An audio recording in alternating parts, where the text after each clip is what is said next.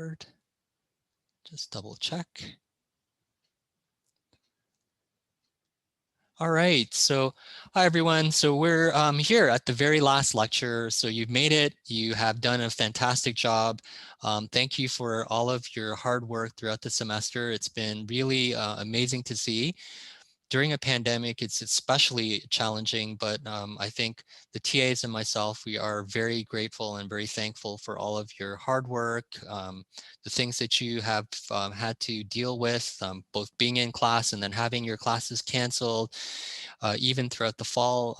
Just really remarkable how resilient you are. So thank you for all of that.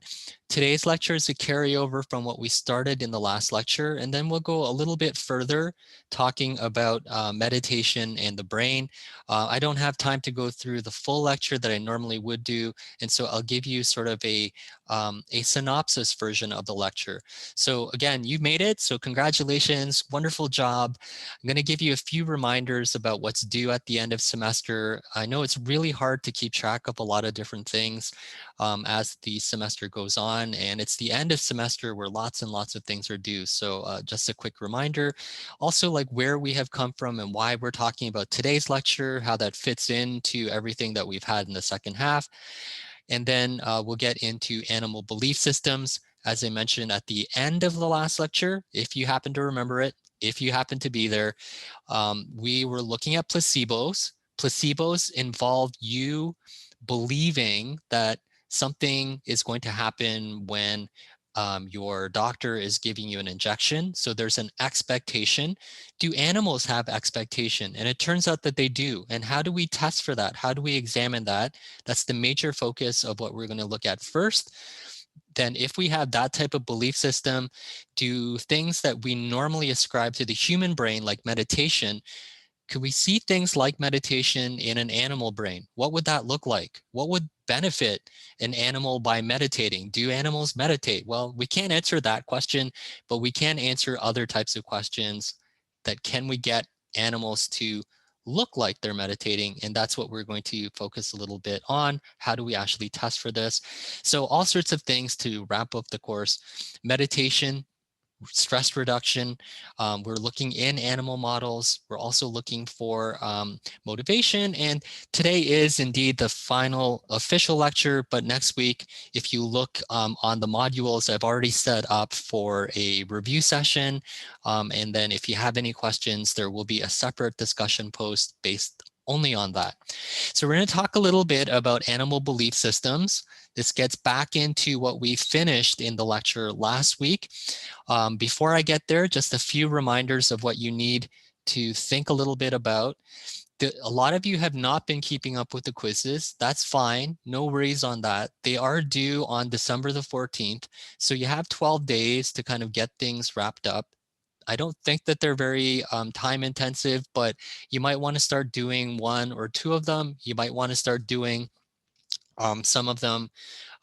Like even today, as we're going through today's lecture, quiz number 10 is up for you. I believe I've had all the settings correct this time. The last few times I did it, some of the settings didn't let you see your answers right away. So I think I have that set and kept that in mind. So again, no official lecture. There is a review session. It will be recorded. I will also provide you with the I call them distilled notes, the only notes or lecture slides that you need to read through in any detail in order to do well on the final exam. And I'll provide all of those for you in advance of the next review session next week. Just a reminder about that literature review assignment. If you do need an extension, which is why we have this picture here, please contact your TA. Let them know like if it's going to be 1 or 2 days late. I think most of them have been emailing you back.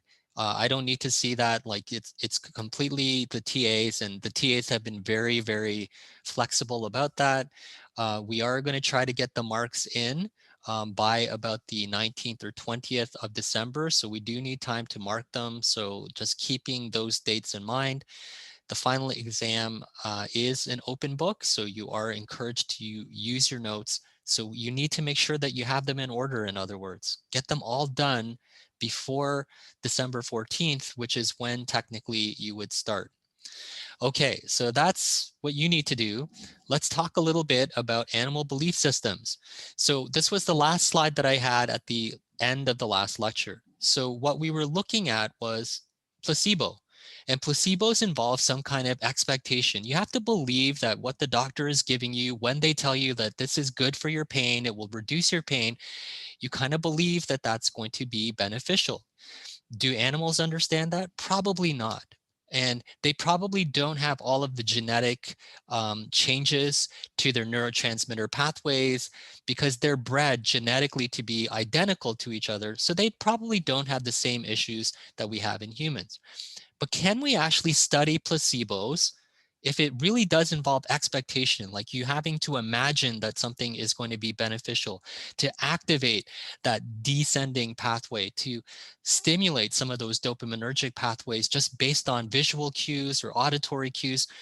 Can we do the same thing in animals? How can we study placebos in animals? Like the animal doesn't know like what it's getting injected with, but we can still measure the outcomes. Can we see a placebo effect? And if it is the same pathway, can we see the same types of things? We know how to block placebo effects. And if you are still there and you're still online, can you tell me what pharmaceutical drug we could inject to block a placebo effect? Do you remember what that was? Naloxone. Okay, so wonderful. So we have a pathway, and we know it's probably working through the opioid system, probably also through dopamine. Didn't get into that very much. And we know some of the different structures, and we know that we can block that opioid pathway using naloxone. So can we see the same types of things in this animal model that we are going to develop? And that's the major focus of what I'm going to be asking you to make sure you understand. And even if you don't understand it on the first time through, take time, listen to the recording again, and then ask any questions that you have for next week's review session. But here is a couple of things. Some of this, if you were in last week's lecture, some of this should make some sense to you, and some of it should be like really clear, like why these are important. So one of the things that we know is really good is that placebos, the placebo effect, the expectation effect, the belief mediated system is really good for analgesia. So if we are telling someone that this drug is going to reduce the level of pain that you have, that works really well. Placebos work well in analgesia. So one of the easiest model systems that we can use is placebos in animal studies using pain assays. So I hope that this first bullet point kind of reminds you of where we can actually use placebos. We can use placebos in pain studies, depression studies. We can even use it in Parkinson's disease, but there's still that expectation there. How do we study the placebo? So hopefully that first bullet point is clear. Why are we using placebos in analgesia? Because it's a great model and it works in analgesia. And we went through analgesia, pain relief, in the last lecture as well. So there should be some overlap and there should be things that make some sense to you. So how do you train an animal to look and examine and observe the placebo effect? So there are these two different things. So one thing, animals love receiving food rewards. There is also another aspect that we have to think a little bit about pain. And so there's this conflict. It has to overcome pain in order to get a reward. So there's like these two struggles that an animal is going through. You need the pain. You need to overcome this pain in order to get the reward. You have to stay up until like 12 o'clock to get that paper in to make sure you get that 4.0. So the same idea, conflict, reward assay. And so they undergo these 6 training sessions, and they are taught that when they put their face up against these bars, these metal bars, this is the training session. So they put their face up against these metal bars, they're going to get a food reward. So they learn that every time there's a food reward, they have to put their face up against the bars. And these happen over 6 sessions. And this is training. These bars, which have thermodes, so they are thermal sensitive. You can change the temperature of the bars. These are normally during the training at 37 degrees. I hope that that's clear for you. And all we're doing is getting them to know this reward system, okay? And the longer they are putting their face up against the bars, the more reward that they're able to get, the more reward they can eat. Is that clear for everyone? So they get trained to put their face up against these bars. Right now, there's no big issue because it's 37 degrees. And that by doing so, they're able to access a food reward. And the longer that they're putting their face up against the bar, the more they can eat. Is that good for everyone? I'm hoping that's okay. The next thing that happens is you raise the temperature of the bars. The thermodes are now raised to 48 degrees centigrade. Now, you might not think that that's hot, but that's actually enough to stimulate the pain receptors. It's the same in your hand. So if you have something that's at 48 to 50 degrees centigrade, even though it's not boiling, it's hot enough that it's actually a pain response. And so in order for this rat to get that food reward, which it wants, it's going to have to overcome this pain of 50 or 48 degrees on these thermodes. Most rats are not going to put their face up against the painful 48-degree thermode for very, very long. Okay, and this is what is then introduced. Is that clear for everyone? I'm hoping it is. I don't see much activity in the chat, so I'll assume that it's okay for everyone so far. That doesn't teach us anything about placebo. It gives us a really interesting model, but it's not really placebo by itself. Here is where we start thinking a little bit about placebo. So we have two different substances, and this is actually quiz question number 1, and it's a fairly straightforward quiz question. I don't think you can guess it unless you have a lot of pharmacology background, but it gets into quiz question number 1. These animals, before they, again, you go back, retrain them, so they learn that, okay, these bars aren't hot, but they do understand that 48 degrees is like an uncomfortable temperature. You retrain them, get them back at 37 degrees. Then you give them an injection of either PBS or morphine. Morphine is an analgesic, so it's something that reduces pain. That is really critical for you to understand here. Now, we're not looking at a placebo yet. We're looking at morphine delivery, okay? So morphine delivery. And then what you do is you then give them either PBS, which is phosphate buffered saline, which is just a control substance. So it doesn't have any active drugs in it. There's no active ingredient, nothing. It's just like giving saline injections. This is just called phosphate buffered saline, or you give them morphine. And then you see like which of these animals is going to put their face up against the bar for longer periods of time in this test phase. And as you would suspect, the animals that got the morphine injection, because they feel less pain, they're the ones that are going to put their face up against the bars for a longer period of time.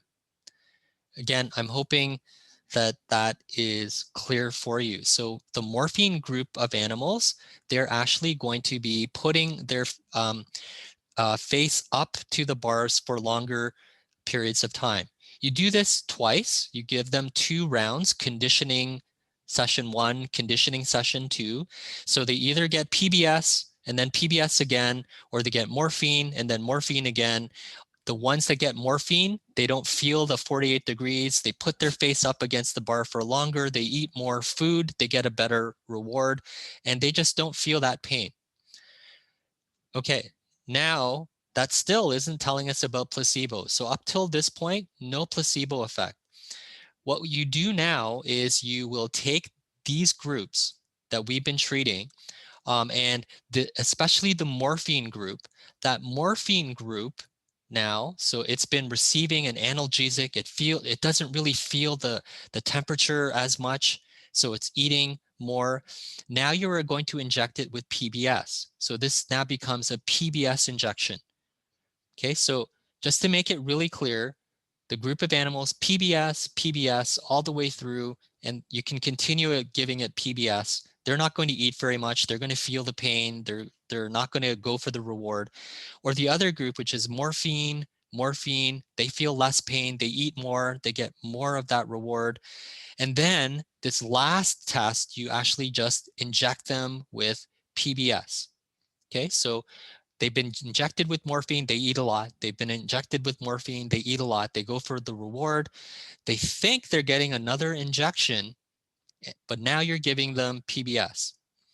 So here, if this is working like a placebo, this group here, where they've been getting morphine, they've been eating morphine, eating, that reward is really satisfactory for them.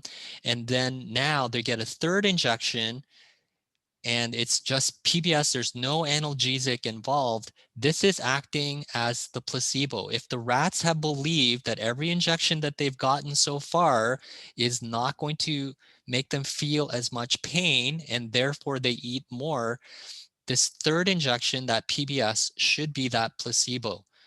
This is a short form for naloxone. Can you think of a reason why we might be injecting them with naloxone? What might it be there for? There could be like two answers, by the way. Can you think of either one of those answers? And I'll just see if I can get into the chat box.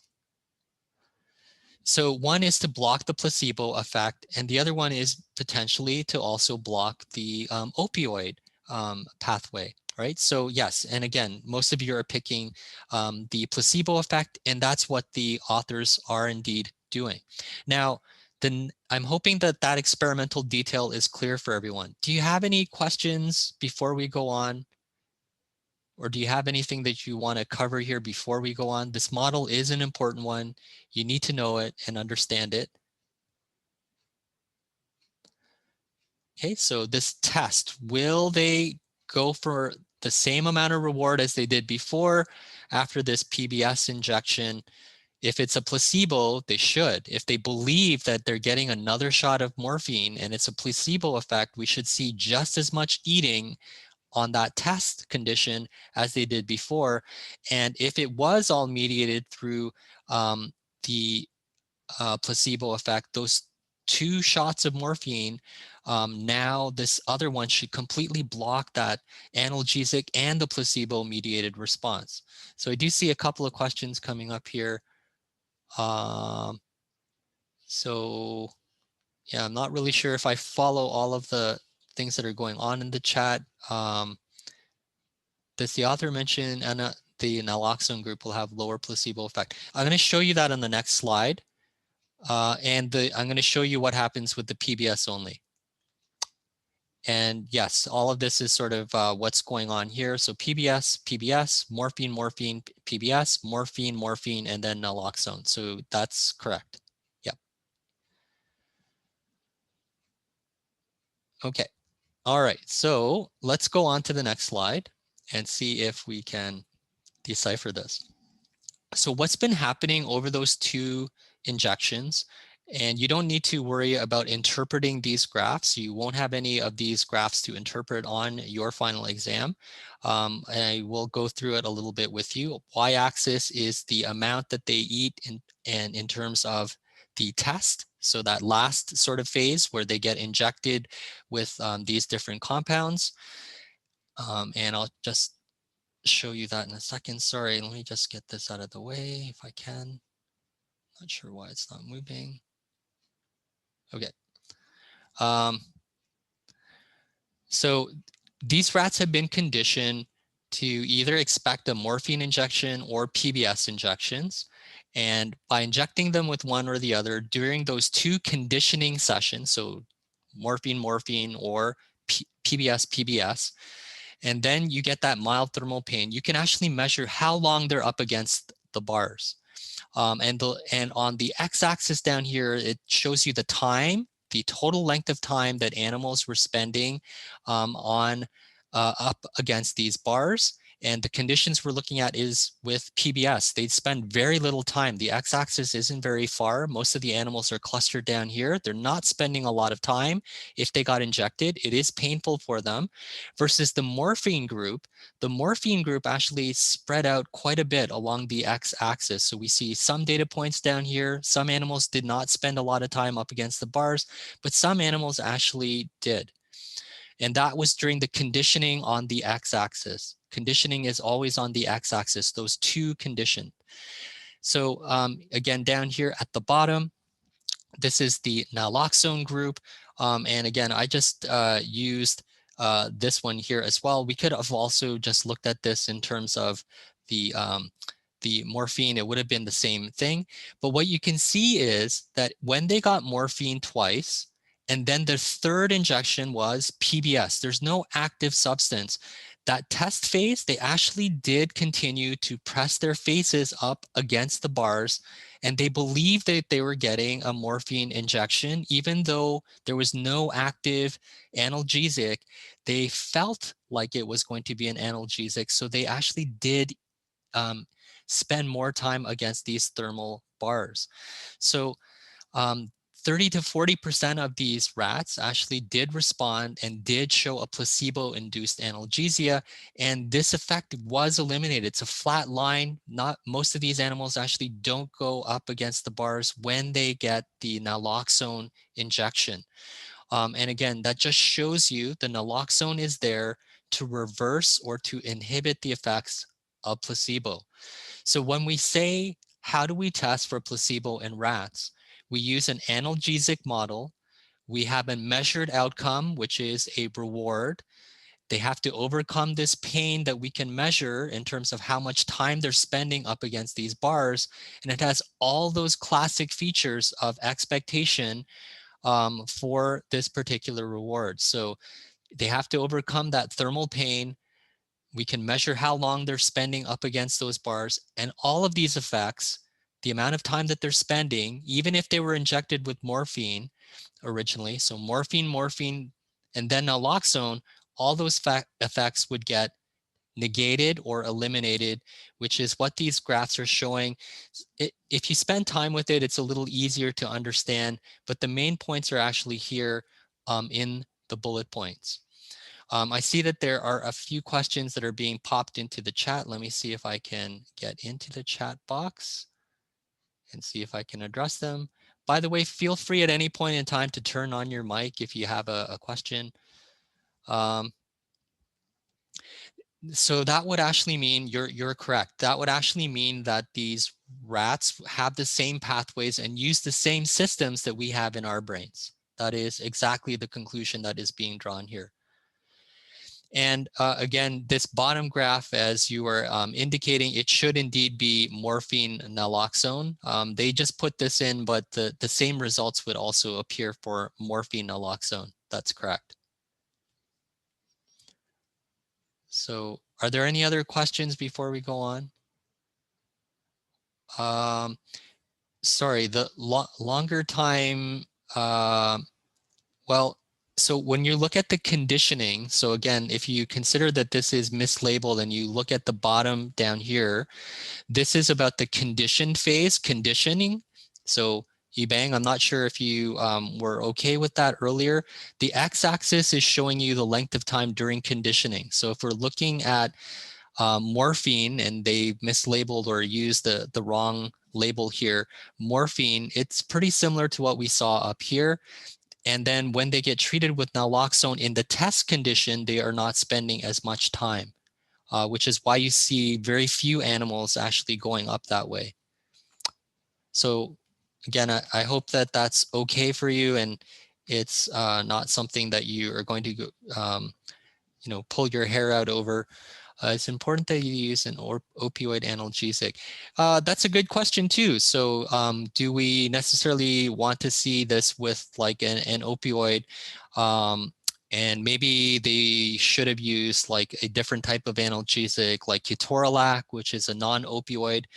You would still see the same effect though, Kunal. So it's still a placebo-induced effect, and it is still examining a known pathway that has demonstrated the opioid pathway. So I hope that helps a little bit. So yep, you could do the whole experiment again.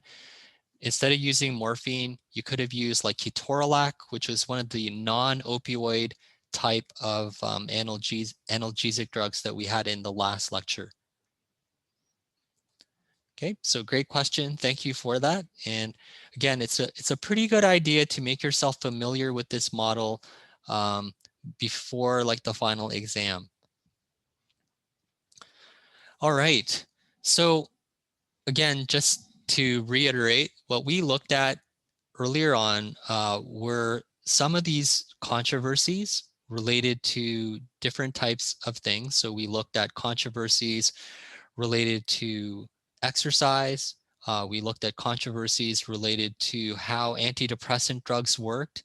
And we started with depression as a model system. And if you go through some of today's quiz questions, you'll actually see them sprinkled with like different things related to depression.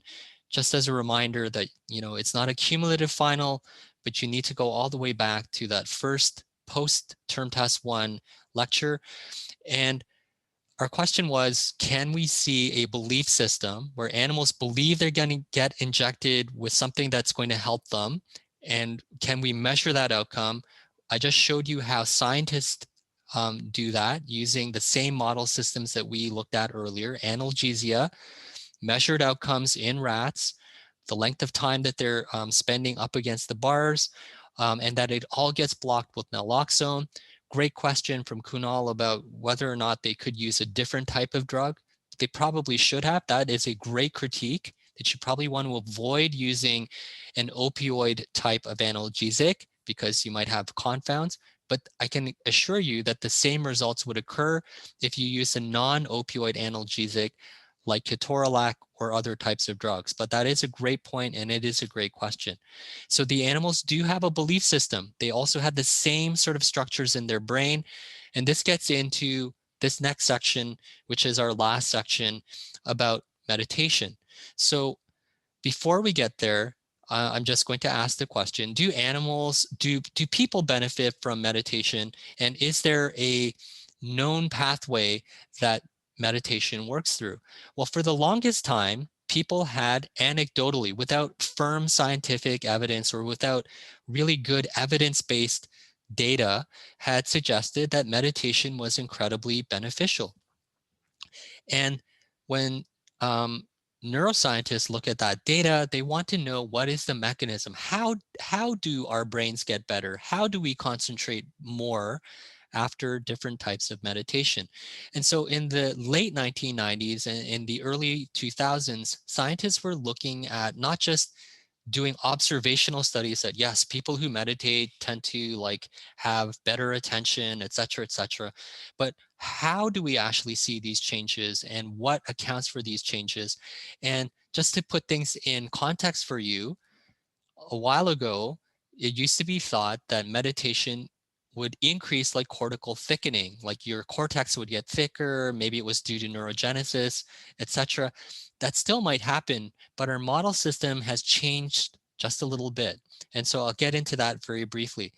Before we get there, I need you to understand that this is a real effect, that there are some real issues with meditation studies, and that one of the first really good meditation studies was by Michael Posner back in 2013.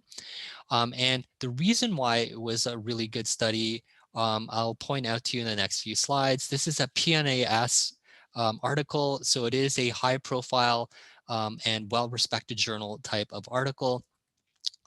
And one of the things that I want you to think about throughout this section is, can we get mice or rats to meditate? So we have seen that they can fall for the same sort of belief system. They have expectation, they fall for placebos. Can we get mice or rats to benefit from meditation? And how could we possibly do that? So if you look throughout the literature, And Michael Posner does this in his 2013 paper. So 1 month of integrated mind-body meditation. So this is a form of mindfulness meditation, which you might have heard a lot about. So it's like very introspective, and it gets you to kind of do a lot of introspection about yourself. This has been reported to reduce anxiety levels in individuals. Just 1 month of not very much training is involved. Like 1 month is enough to reduce your levels of anxiety. And this meditation, this integrated mind-body form of meditation, is also shown to reduce stress. As you'd expect, it reduces the stress hormone cortisol. And I think this is like your quiz question number 2, if I'm not mistaken. And it also increases the activity, the neuronal firing in an area of the brain known as the ventral anterior cingulate cortex, or the VACC. It also changes the white matter pathways, not gray matter, the myelinated pathways surrounding this structure, the anterior cingulate cortex. And they can measure these white matter changes using what is known as DTI, or diffusion tensor imaging, which I think some of you have encountered in your third-year labs. And another way to say this is using fractional anisotropy. And this is just a way to say that they're using DTI. And they see more fractional anisotropy, meaning that there's more white matter tracks, or their white matter tracks are thicker. So how do you get these measured changes, real changes that we can see? We can see better activity in the cortex after meditation versus those that don't.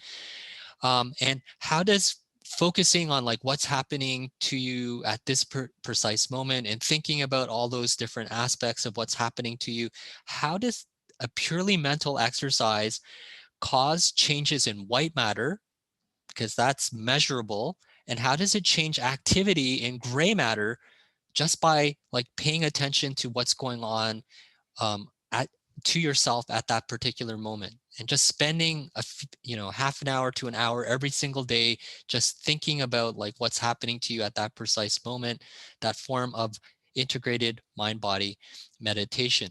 And I want you to also think about this as being relevant for you as a student. Many of you, and myself included, have struggled throughout this pandemic.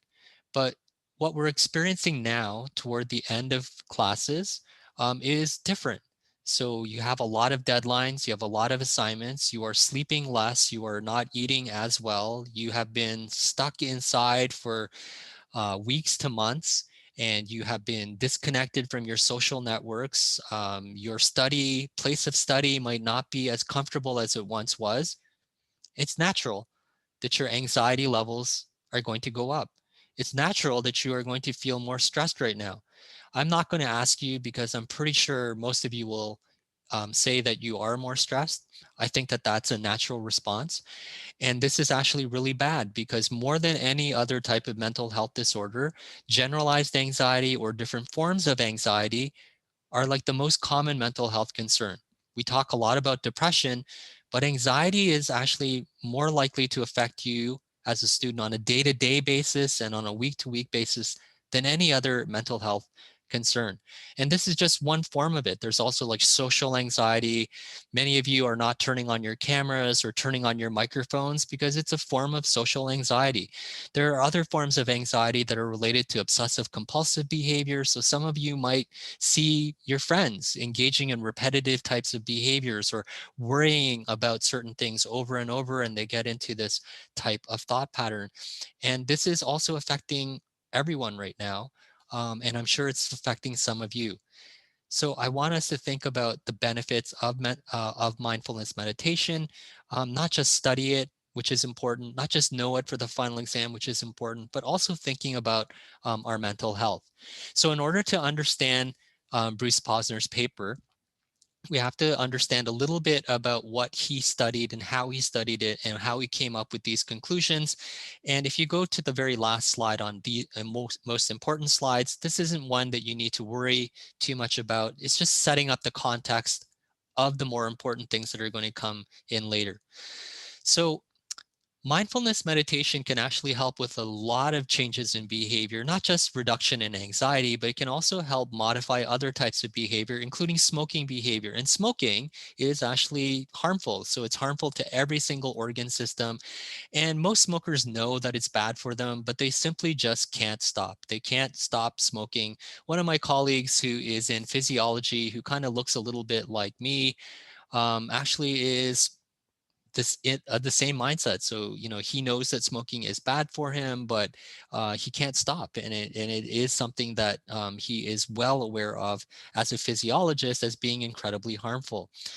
Other individuals know that this is harmful or suspect that it's harmful, not for the physical aspects, but it's also harmful because smoking and nicotine in cigarettes is also considered to be a gateway drug. So if you start smoking, it might make it more acceptable for the smoker to actually engage in other types of addictive drug use, especially in vulnerable teenagers, where this has been reported by sociologists to be more likely. And although smoking seems to be declining, actually, we saw in the last few years that vaping as a form of smoking has actually gone up. And smoking is done for a variety of reasons, including stress. Like you get stressed out, you smoke. And that's why my colleague in physiology gets outside, smokes, and then goes right back in. And it is a form of an addictive type of behavior. And we need to think a little bit about that. And one of the reasons and rationales for why stress mediates a lack of self-control, even though consciously we know smoking is bad, one rationale for these persistent smokers, even though they know it's really bad, has been suggested, and it's an interesting model, that they simply lack self-control. They just don't have the self-control systems. And the self-control at an early age has been suggested, not necessarily by neurobiology, more by sociology than anything else, has been suggested to increase better outcomes for mental health. And again, there's a lot of debate on that. And, if you have better self-control when you're younger, are you less likely to develop issues with like your mental health? There's a lot of controversy about that. And it's just one theory. And we're kind of using Bruce Posner's sort of train of thought in this particular um, uh, series of bullet points. So again, there's also some evidence to suggest that this lack of self-control might be due to underperformance in certain areas of the brain, like the ventral anterior cingulate cortex and the dorsolateral prefrontal cortex. In some studies, in some individuals' hands, self-control has been equated to having lower activity or lower levels of activity in these brain areas. And especially now during COVID, we all know that, or I know. So, for example, at the beginning of COVID in isolation, even though I knew it was really bad, I simply overate. Like I ate a lot. I knew it was bad for me, and I just simply couldn't stop eating. Like every time I would sort of sit down, I would eat something or I'd have something to drink. And during this COVID year, it's been a year where a lot of this self control, a lot of our normal self control practices have been suffering a little bit. Now, would you argue that during this time that my ventral anterior cingulate cortex has been a little bit less active? I can't tell. I don't have a portable fMRI machine, nor can I say anything about the dorsolateral prefrontal cortex. But maybe it is true that our self-control has been a little bit lessened. Maybe these areas are a little bit less active. Maybe our stress is overwhelming these areas. So can we actually use mindfulness meditation to actually increase the levels of self-control? And can we measure these increases in self-control in these areas of the brain? And part of the reason, back in 2013, when the very first series of scientific papers that were evidence-based to convince the scientific community that, meditation is a real thing. It is not sort of just a whimsical imagination type of thing, just like we used to think about placebo. And now we know placebo is real. It took a lot of effort to convince scientists that meditation was actually real. There was a lot of inconsistency in the literature. And again, all of this is background. Hopefully it's interesting for you, but this is sort of why we need to go through all of this. There was not proper use of controls. There was no randomization of the studies. no one really had a good biological endpoint. We couldn't see things in the brain very easily, in other words. And this is why Bruce Posner undertook this particular study. So why is he using this form of stress? Well, integrative body meditation training, or IBMT, has been shown previous to this study to reduce stress levels. It has been shown in previous studies to also improve attention. It has been shown to increase positive emotions, and just being present, thinking about what's happening to you at that moment, and thinking about all the bad things that have happened, all the good things that have happened, just being present, and to, again, make your brain a little bit better. And all it takes is a few hours of training. Amazing if this is all accurate. Again, just for your own information, some of the materials and results, just in general. So these are all your age, college-age volunteers used in this particular study. 27 cigarette smokers, averaging about 10 cigarettes per day. Again, I have no context if that's heavy smoking. I kind of imagine that they're heavy smokers. And 33 non-smokers, college-age students, randomized into 2 groups. And then they were analyzing the changes in smoking levels after IBMT versus another form of relaxation training. So their control here is that these individuals are going to also have training the same length of time, but instead of getting training around integrative body meditation, it's going to be about relaxation training. Slightly different, just to get you to de-stress, etc., but it's not a form of mindfulness meditation. Both groups underwent 30 minutes of training every single night for 10 consecutive sessions, 30 minutes a day for 10 days, in other words. It's not a lot to actually get you to change your brain, if these results are true, and these results look really impressive. So here are the results. So we're looking at, again, 27 individuals smokers, 33 individuals non-smokers. Some of them undergo integrative body meditation. Some of them undergo just relaxation training. And what are the overall effects? So here's like the really cool thing. One of the things that they are actually measuring is the level of different different compounds that result from smoking in the individual's blood. They're not asking them, it's not a self-assessment, it's not a questionnaire. They're actually drawing samples of blood, and they actually want to know, do we see a decrease in their circulating blood levels after meditation or relaxation training in the levels of different things like nicotine, for example. So we can tell if they are decreasing their smoking. So we have high smokers, and after integrated body meditation techniques, they actually went down quite a bit. This individual was smoking a lot, and you could detect a lot of the smoke metabolites, and then they went down even more. This is probably a non-smoker, very little change. Very little change in this individual. Here was a smoker, then went down to much lower levels. So what they saw was a dramatic decrease. They didn't see that same decrease in the relaxation training. So they saw only modest decreases over here on the right. So this suggests using this objective measure. So they're not asking them, are you smoking less? They're actually drawing blood samples and seeing if they are having lower levels. Additionally, they wanted to see not only does it really result in a change in their behavior. So this slide shows you, yes, they have a big change in their behavior. And I see that there are some chats coming up. I'll get back to those in a moment. I think we're good for time. Versus relaxation training where they don't. They also wanted to know, beyond behavior, that previous graph, do they actually see changes within the brain? Are there biological changes that they can measure? And this, again, I think is one of the questions on your quiz this week. So one of the things that they did was they just measured sort of a resting state brain. They were using fMRI, so changes in blood flow. They were just asking individuals to just sort of not do any active thinking or anything, just resting state. And they wanted to see if there was a change in what is known as a fractional amplitude of low frequency fluctuation. So normally neurons, when you're just in the resting state, they kind of oscillate a little bit. Can you see any change in different places using this fMRI analysis?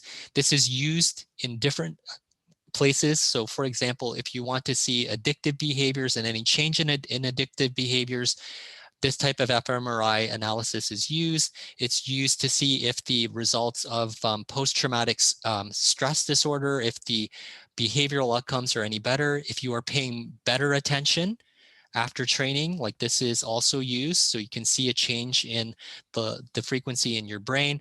Mild cognitive impairments. So if you have like Alzheimer's disease, this is often used for like mild cognitive impairment, and it's measured across the entire brain. So the whole brain FALF was taken 2 weeks prior to training, and then after the training was complete. And before the training, what they noticed was that the smokers, just like the theory had suggested, or at least the sociology and the biological theory, that before training, they had reduced levels of this resting state activity in the ventral anterior cingulate cortex and the dorsolateral prefrontal cortex. This was taken as sort of the lack of self-control that these smokers had. And then 2 weeks after training, there were improvements in these areas of the brain. They saw an increase in the resting state activity in the ventral anterior cingulate and the dorsal prefrontal cortex in these individuals. You can see that this represents an increase in the overall activity in that anterior cingulate after the integrative body meditation technique had been given to these individuals. So again, very impressive biological outcome. You can actually measure this in an fMRI. You don't have to ask them, are you feeling better? Do you feel like you're concentrating more? No self-assessment, purely biological. You can measure this directly. So as mindfulness meditation involves training for self-control, it seems to be pretty effective, at least for this type of smoking behavior, maybe for addiction and other types of addictions, so alcohol, maybe even for opiates. And there are some caveats. If you look at the data, some of that data, even though it's supposed to be randomized, seems to be a little bit weird. Did you pick that out when we were going through it? Remember, they were like randomly separated out into these groups. That's part of the whole rationale. But if you go through some of that data, this group over here had a whole bunch of really high-level smokers. We don't see those high-level smokers in this randomized group that is getting relaxation training. So that is a little bit odd, to be quite honest, but you have to take them at their word that that was randomized. There was no correlation. So in other words, the ones that got the biggest decrease, they didn't have the biggest increase in those resting state values in the ventral anterior cingulate cortex. You would expect that the ones that went from smoking a lot to smoking the least should have like the biggest change in the resting state FALF values and fMRI, but it turns out not to be true. There's not a direct linear correlation. So what that means, it's really hard to interpret.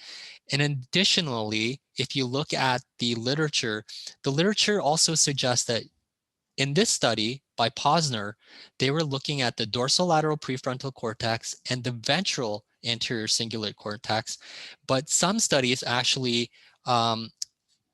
look at the posterior cingulate cortex as being more responsible for self-control. So the literature isn't completely in agreement that the anterior cingulate and the dorsolateral are the only structures that are involved in self-control, and that lower levels involve like lower activity in these areas of the brain cause like a lack of self-control. Maybe the anterior cingulate cortex and reduced activity in the posterior cingulate cortex should also have been examined as well.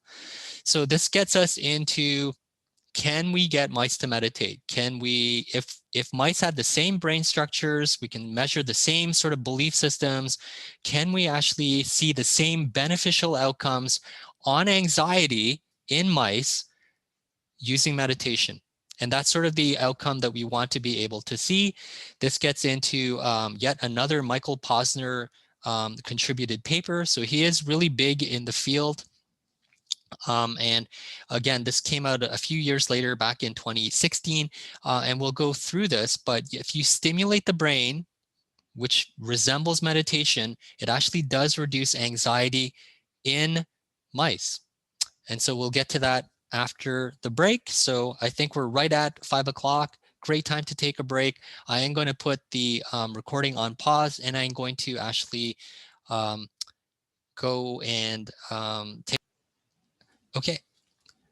So this is sort of a follow-up paper still involving Bruce Posner, and this gets into our last sort of controversy or unicorn. Does it really exist? Does it not exist? And we're going to start off by examining anxiety. So there are many tests, and if you are asked for these different tests of anxiety, and you are on the quiz as well, so you'll see a quiz question related to tests. So there are a number of ways that you can actually look for anxiety in animal models. So one is a very standard way. So I think if you're in neuroscience or neurobiology, at some point you're going to have to do an open field test. Like I remember having to do this as an undergrad way back in the day, and even in grad school, like this is pretty much a standard test. Any lab that does behavioral studies, you're going to eventually do this. It's all automated now, and there's a little camera that sits up at the top, and it kind of tracks the movement, and it gives you sort of an overlay like this. And so this gives you sort of an idea of where the animal is. Is the animal spending time in the center, and you can actually see the tracks, versus in the perimeter? A more anxious rodent will spend more time along the sides of the walls than it will in the center. It will also be more active or less active. So you look at things like total distance, where it is in this box. Is it on the walls? Is it in the center? Is it more active or less active? Does the animal stand up? Because that shows a sign of being curious. All of these things are used in this open field of anxiety, but traditionally we look for things like activity overall, and if it is exhibiting thigmotaxis, which is movement along the walls. So if it's staying close to the wall, it's feeling really anxious. If it's out in the open and it's not exhibiting thigmotaxis, movement along the wall, then it is less anxious. Another way to test this is what is known as the elevated plus maze for anxiety. Another really standard, very classic type of test. If you're in psychology, you might do this in like a behavioral lab. I know they do some of this in Scarborough in some of the fourth year labs. So you have two different arms of the maze. So here are two arms. So here is a closed set of arms, and over here is an open set of arms. And these arms without a barrier, the anxious mice will actually spend more time. If the mice are anxious, they will spend more time over here in these closed arms, just like they like being up against the wall. They like being in a confined space if they're more anxious.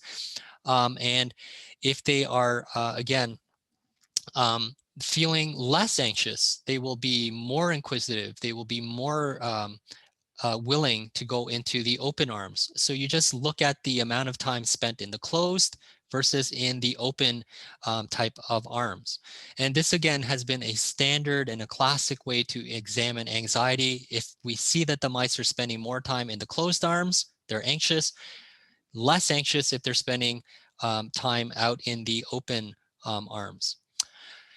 But there is actually a lot to these elevated plus mazes. So this elevated plus maze that you see down here at the bottom is a very standard plus sign.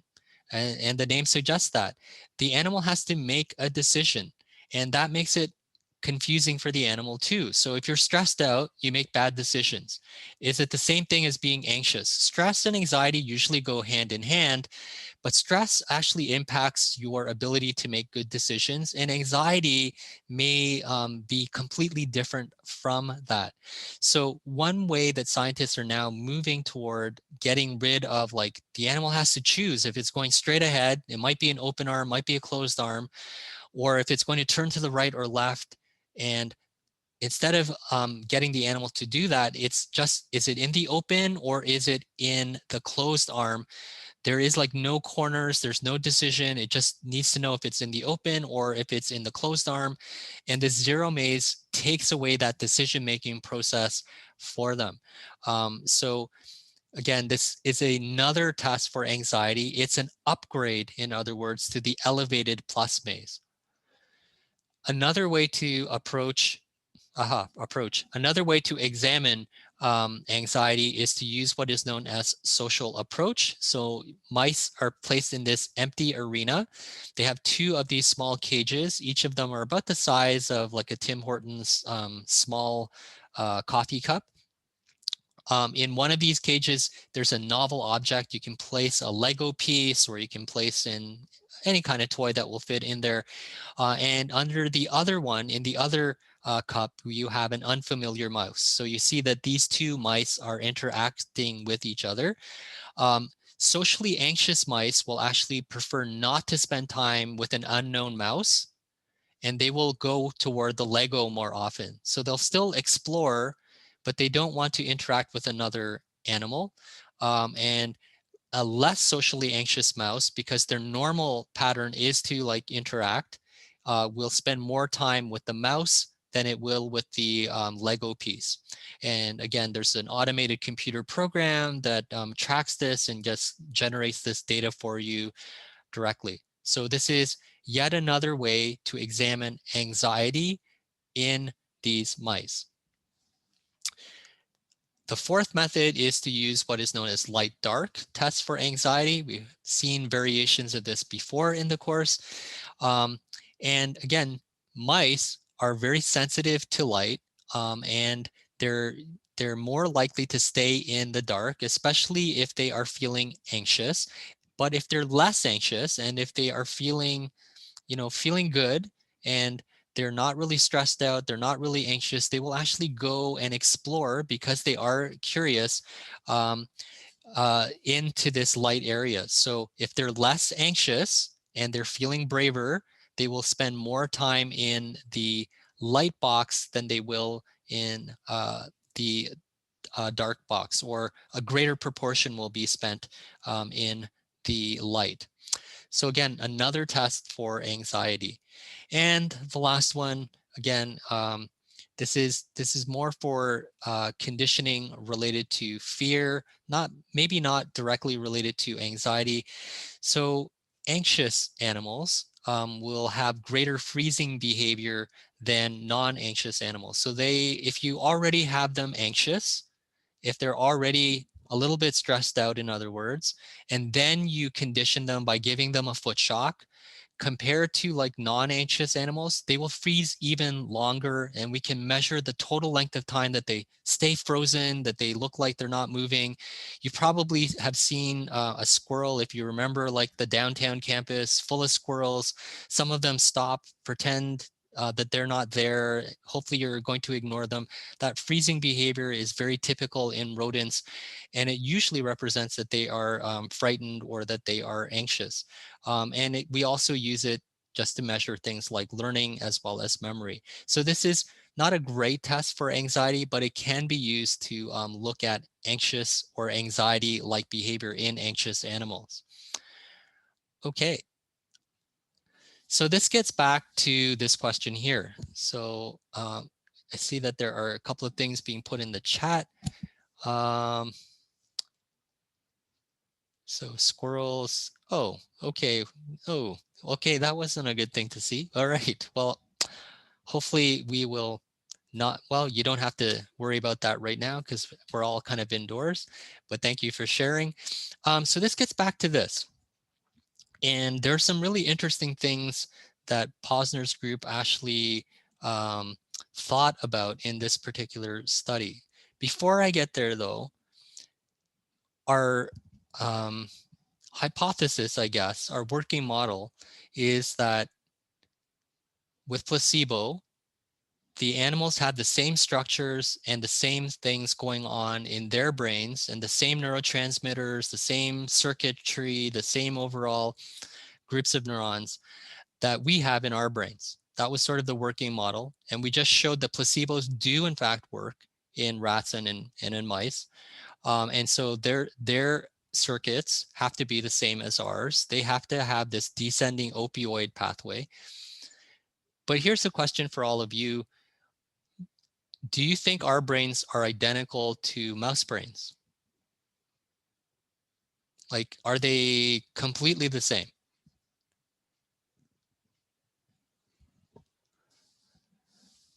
Some of you are saying no, some homology, not completely. And I think that's a pretty safe sort of statement to make. And I think that most of us would agree with that. And there's been a great debate whether or not mouse models actually are good models for the human brain. Even though we can model complex behaviors like placebo and we can observe their behavior, we can actually even see altruism. So like the ability for rats and mice to care for other rats and mice, like we can observe that behavior and we can map that back to oxytocin and other neurotransmitters, and they have the same oxytocin structures and neurons that we do. There's been a lot of debate recently, over the last 5 years, I would say, about whether or not mice are identical to ours. And again, if we take a look here on the right, there are a couple of things that I've indicated for you. There are these types of neurons here, which are named after the neurologist that I mentioned to you like 3 or 4 lectures ago, von Economo. And he was a neurologist and then a neurophysiologist who started examining different structures in the brain. And one of the groups of neurons that he found that were unique were called von Economo neurons after himself. And you can see them here. This is a von Economo neuron. It is spindle shaped, so it does look a lot like a spindle. And this is a very characteristic spindle shape in this stain here. You can actually see a cluster of these von Economo neurons or spindle neurons, 1, 2, 3, and maybe 4 back here. And if you take a look at some other neurons, pyramidal neurons and these fusiform type of cells, if you were to guess, and it's a terrible question because I'm pretty sure you can guess based on the way that I set up this slide, which of these do you think is only found in human brains? In other words, do we see pyramidal cells in mice brains? Do we see fusiform cells in mice brains? Do we see clusters of VENs in mice brains? Which of them do we not see in mouse brains or rat brains? Yeah, so it is indeed the von Economo neurons or the spindle neurons, which is one of the quiz questions, I believe. We don't see them in mouse brains. We can't find them. We don't think that they exist there. And we do see them in whales. So we do see them in dolphins. We see them in whales. We see them in primates like chimpanzees, etc. But we don't see them in rats, mice, and lower animals. And so it's thought that these neurons actually make us human. And yet, what I'm going to be showing you, just like with placebo, meditation doesn't require these complex human-specific neurons. Maybe they do something in our brains that are unique, but they're not responsible for meditation. We don't need them for meditation. We don't need them for placebo. And mice still seem to have placebo effects. Rats still have placebo effects. And mice and rats can probably still undergo things like meditation. So how do we do that? How do we get there? So this is what I showed you beforehand. And can we get them to meditate? So just like that previous study by Posner in 2013, meditation is incredibly good for your brain, incredibly good. Like I can't tell you, if I could ask you to do meditation, I would suggest that it's really good for everyone's brain. And there are different alternatives to meditation. Prayer is thought to be just as good as meditation because it is also like mindfulness and it is introspective. And there are lots of other things that resemble meditation. But all of these are mental exercises. How do we get that to work in rats and in mice? That is the key question. One, we don't need von Economo neurons. You do need to know that though. as a potential quiz question, or not a potential quiz question, maybe a potential question on your final exam. I do want you to know that everything that we talk about here seems to be modeled in our brains and in mice brains and in rat brains, but there might be something down the road and in the future where our brains are unique. And I don't want you to get into the idea that I'm saying that our brains are identical to rat and mouse brains. They are not. There are some very clear differences that make them unique and different from ours. So again, as neurobiologists, we can't just be satisfied with saying, yeah, meditation is great, it works. We need evidence. We need to know how it works. I mentioned to you in that previous paper that they had seen increased connectivity in the white matter around the anterior cingulate cortex. This is not the same bullet point. This is a slightly reworked bullet point.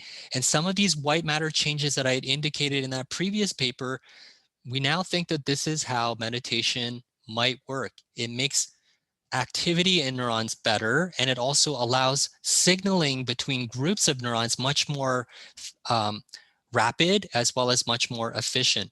And these white matter changes have been very clearly documented as a biological change that occurs after different forms of meditation. And one of the results in this is that more effectively and more efficiently within your brain, you will get an increase in what is known as theta rhythms. You have probably heard that your brain, the groups of neurons in your brain, can exhibit alpha waves, beta waves, delta waves, etc. One of these, when you start engaging in meditation, when you're in a meditative state, or when you're really thinking through a problem, or when you're spending time just like introspectively thinking about what went on today, what sort of has worked for me today, how can I improve on that, theta waves are going to come to the fore. And the more you practice this type of meditation, the better these theta waves become, and the more oligodendrocytes you actually produce to increase that myelination, to enhance that theta wave activity. So it actually increases the connectivity, and it is true, between the anterior cingulate cortex and other limbic areas. And one of the things that has been hypothesized is that in your brain, you have oligodendrocyte precursor cells, and that through the practice of meditation, those theta waves actually allow them to mature into oligodendrocytes that allow for better myelination, that allow for even more theta wave synchronization more rapidly through different areas of your brain. Again, theta waves are where you get groups of neurons, especially in the anterior cingulate cortex and in other places, to actually increase to 4 to 8 action potentials per second, or 4 to 8 hertz of activity. And this is well correlated. The more activity, the more glucose is used by the anterior cingulate cortex. And we can very clearly see that in depressed individuals, theta activity goes down. And we know that, again, depression um, is something that does affect the whole brain as well.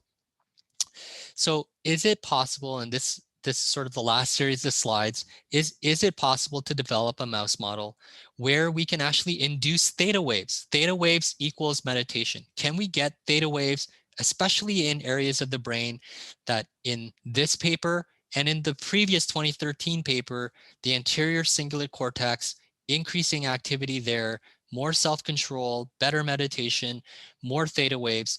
Can we increase that activity in the anterior cingulate cortex? How do we get mice to meditate? How could this be done? It is very, very challenging to induce theta waves throughout such a big structure like the anterior cingulate cortex. We would have to implant so many different electrodes and precisely time them and activate large groups of them at the same time. It is still technically challenging even to this day. How would we even know if this worked? Let's say we actually saw that we could induce theta waves somehow. Before we get to how, imagine we could.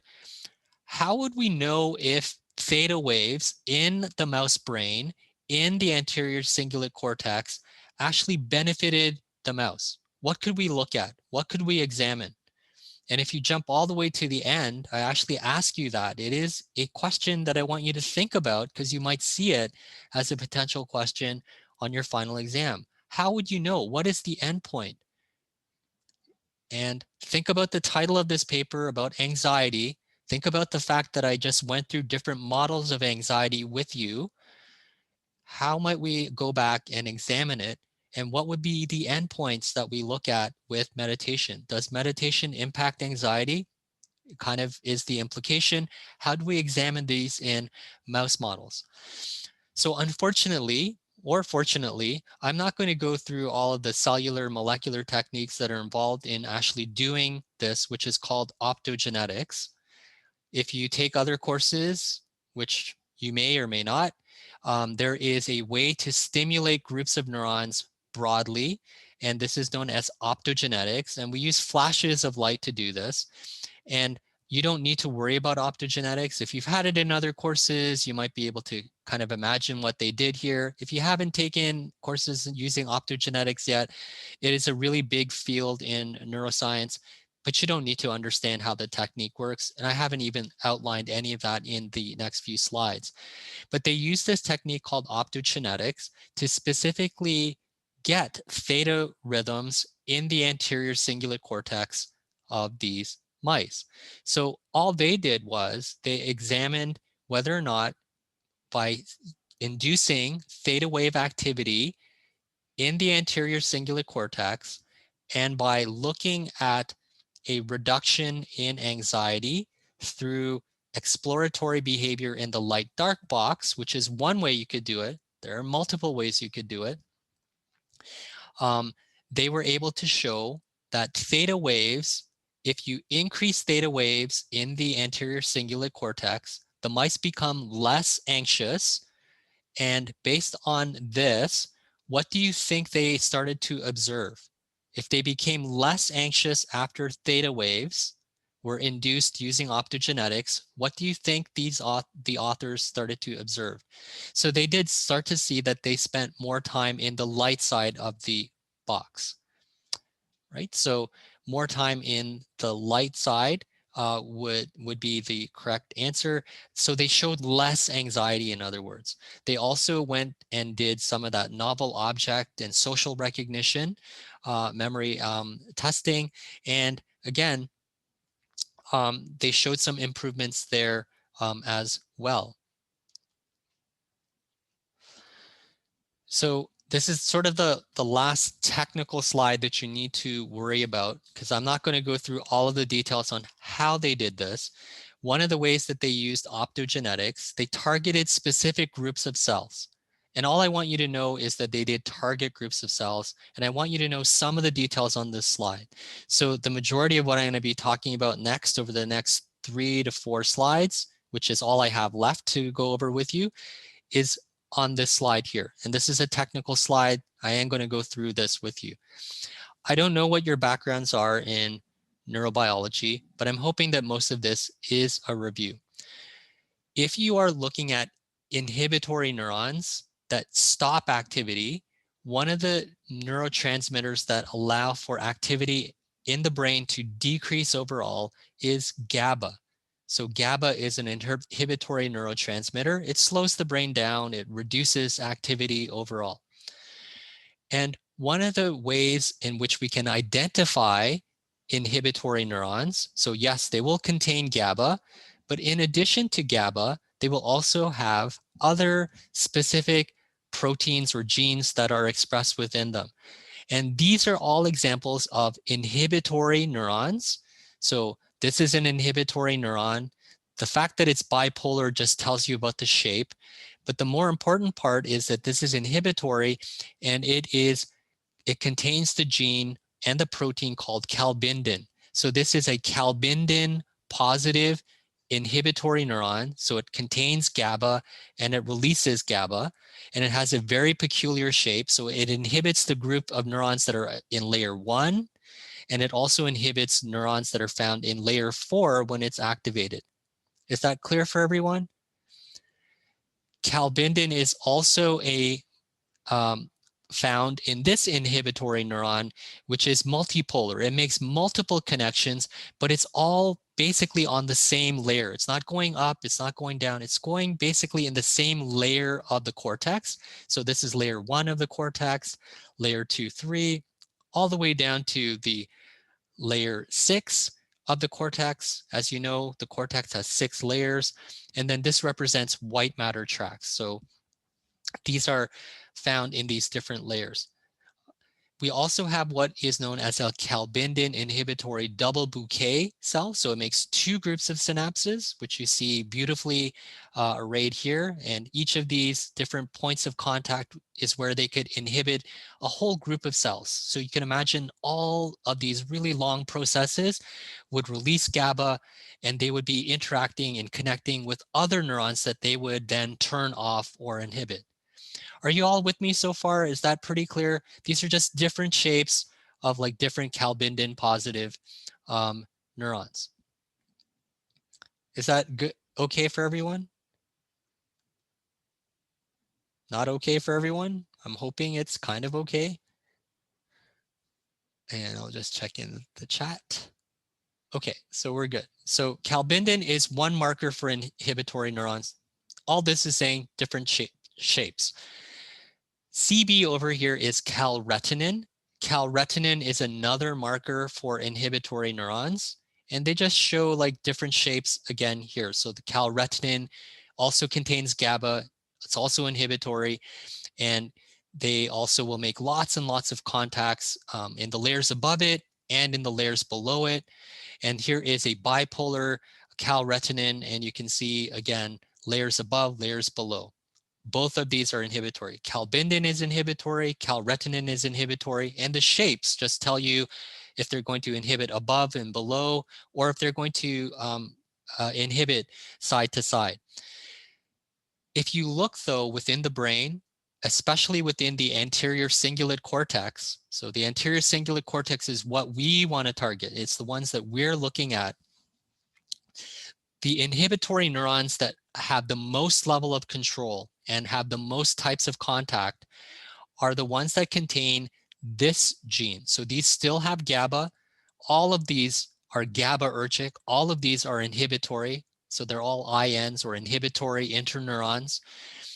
And they will release GABA, but you can see that this basket cell, which contains parvalbumin, makes many, many contacts. So it makes contacts laterally, side to side, makes contacts above it, it makes contacts below it, and it has wide-ranging contacts, and it actually inhibits or inactivates a whole group of neurons.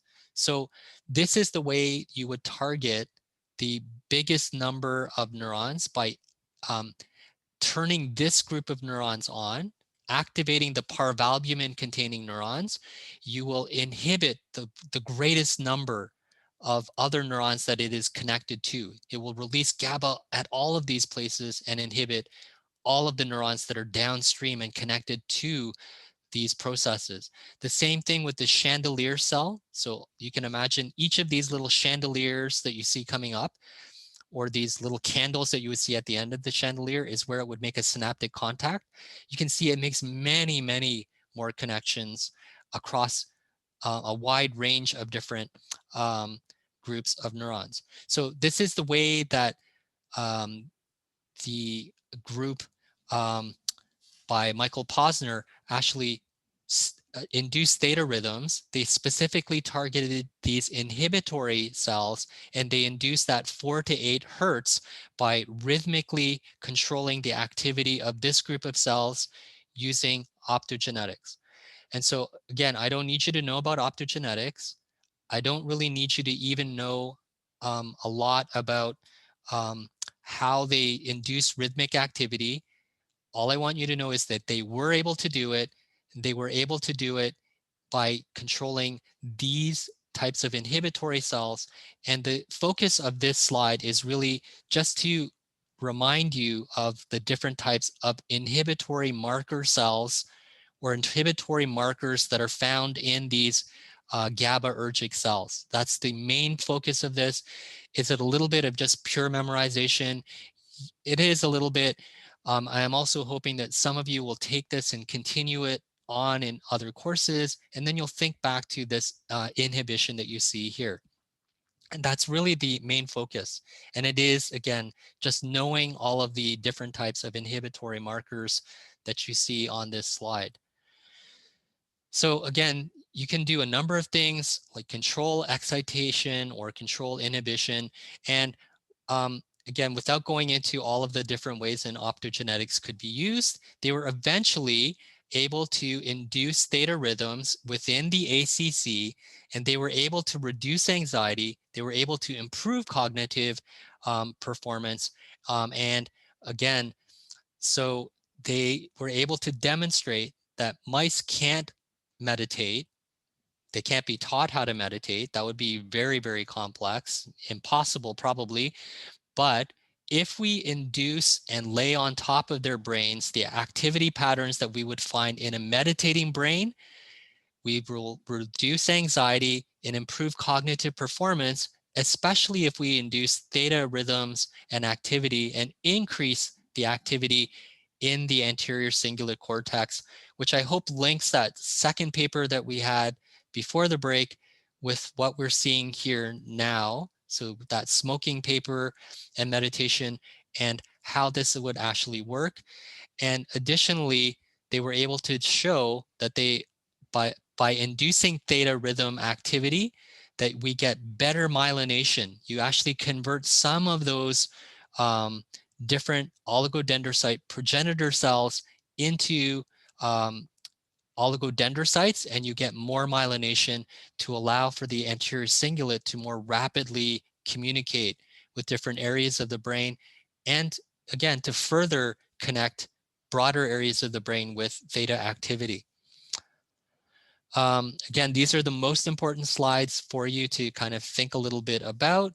I'm pretty much done at this point. I just want to wrap up a little bit. I will go through some of the things that you should be aware of for your test and some other things. Give me 5 minutes. I'm going to just take us through a couple of thoughts, nothing more than thoughts. And so if you want to tune out for 5 minutes, is a great time to do this. So this is sort of our last trip together. I hope that it's been a really long period of time. On the one hand, I can't believe that this is our last class. But on the other hand, I also feel like this has been a really long semester for some reason. Even though I've enjoyed like every single class that I've had with you, I just felt that this semester was so long. I don't know if you felt that way at all, but this is sort of our last official trip together. And I hope that it's been an interesting one for you. And I know that some of you know Lord of the Rings, and I know some of you understand this analogy of Lord of the Rings. I kind of put this in a slightly different context. All of you are kind of searching out this ring for a variety of different reasons, but most of you are kind of looking at this ring or this course for one particular reason, and that might be mainly to think about this ring that you're all kind of looking for, which might be the case. I'm not sure. Some of you are maybe not so concerned about what you see here, and maybe some of you are. And this might be like the end of that journey for you, like just trying to make sure that you get a 4.0, and that might be the end of your journey. I hope that you are successful in that journey, and I hope the TAs and I can help you a little bit more from that. But I want us to kind of think about that more broadly. Meditate, if you will, a little bit on what we have accomplished and what we've kind of come through together on our journey over the last sort of 11 weeks, even though we had 10 weeks of classes, that one really stressful week where we had that test. And I would like you to think a little bit about this in your course now, as well as like in the future. And some of you might be thinking about this already. So some of you might be really worried about what's coming up in terms of the final exam and your final 2 weeks, that it seems like it's really impossible. And sometimes the journey does look really impossible. Sometimes you really want to give up along the way, and sometimes you just never know when it's going to end. Like some of us are thinking about the pandemic and how great it would be if the pandemic were to end tomorrow, but we don't really know when it will end. And it's really easy to kind of get into that mindset. To be honest, even like a while back, I was thinking a lot about like giving up on a lot of things, giving up on teaching. You'll hear probably a little bit more about that in the next couple of weeks. Uh, anyways, I'll let your class know when I officially hear about certain things. And sometimes you just really want to give up along the way. And I totally understand that. Sometimes there are really big obstacles, things that you don't expect and you don't want to encounter or you don't expect to encounter. It should be like a smooth, easy trip, but then things might happen outside of the pandemic, to your family, to your finances, to things that you don't expect things to happen.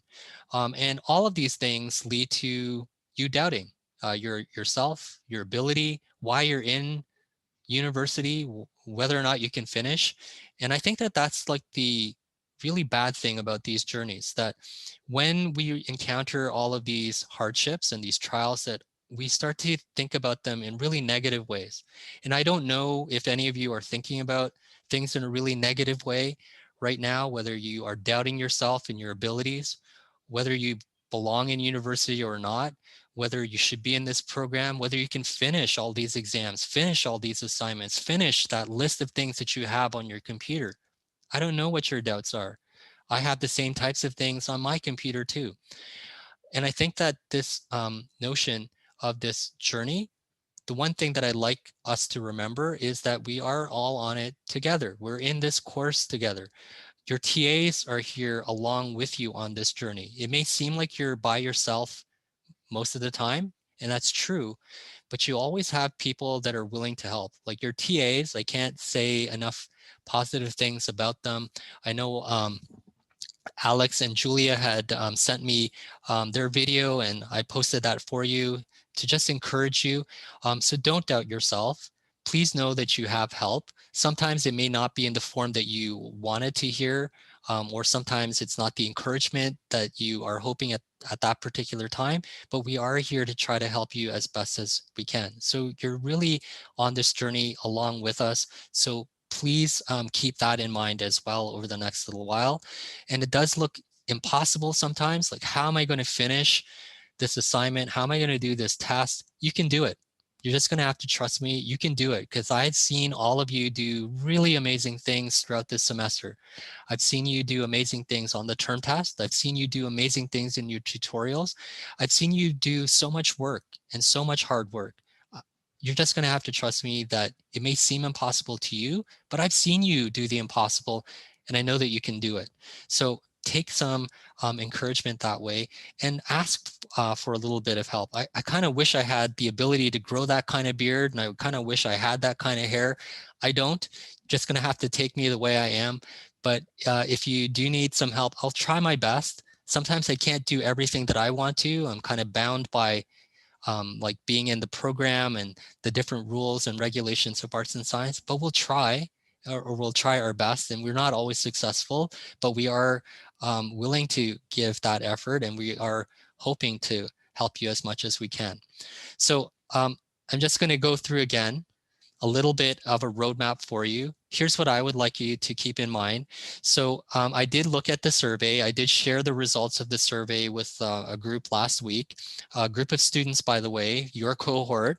And it was somewhere, the majority of the class chose between 15 or 20. So I split it right down the middle, 17 multiple choice questions. This is going to be through Quirkus. It will be through a test bank. Again, just a reminder, 5 questions, 3 short answers with parts, similar to the one you had on your term test, similar to the practice questions I gave you last week, where I have actually posted the recording from that office hour from last week, so you can go through that. Total will be 47 marks. So each of these will be worth 10 marks each, in other words, plus the 17 from the multiple choice. It is an open book format. Technically, it's supposed to be a 2-hour final exam. I'm giving everyone in the course, though, like 5 hours. Like, you won't be, like, technically it still will say 2 hours.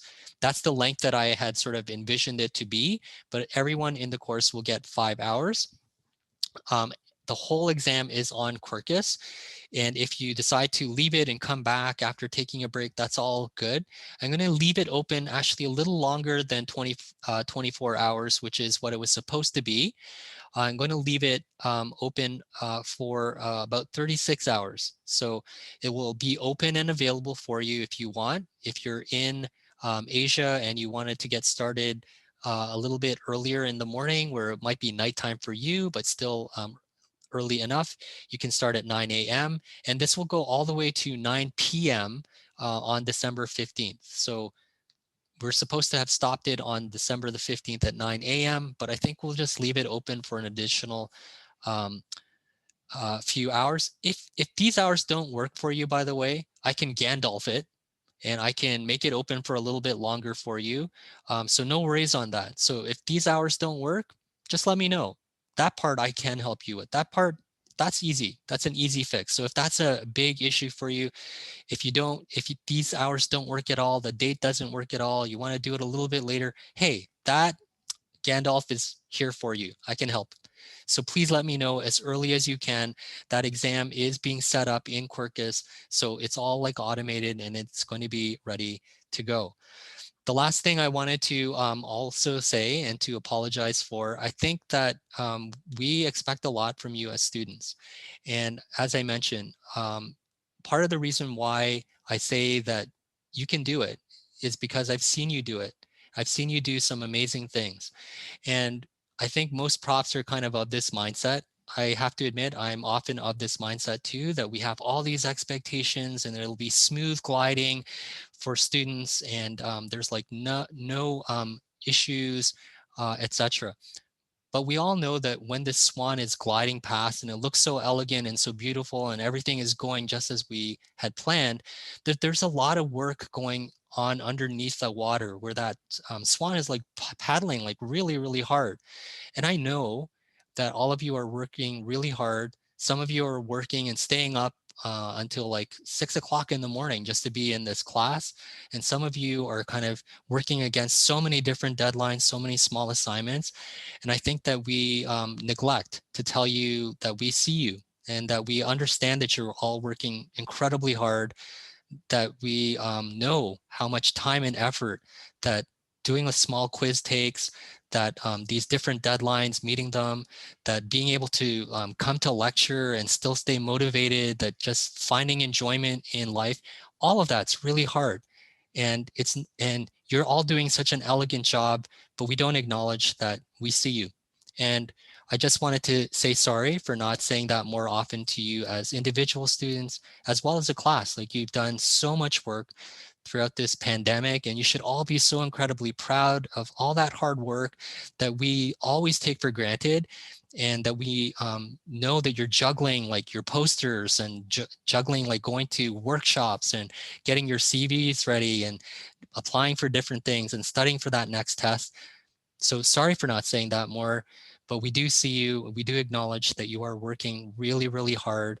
And thank you for that. It's been such an honor to have been part of your journey. I hope that the rest of your journey goes really well for all of you. I hope to see some of you in next week's class and our next week's tutorial review session. Sorry, I keep getting confused too. Please try the quiz when you can. Make sure that the journey is in small little bits and pieces. Ask for some help, ask for some guidance, ask for extensions if you need them as early as you can too. That part we can all help you with.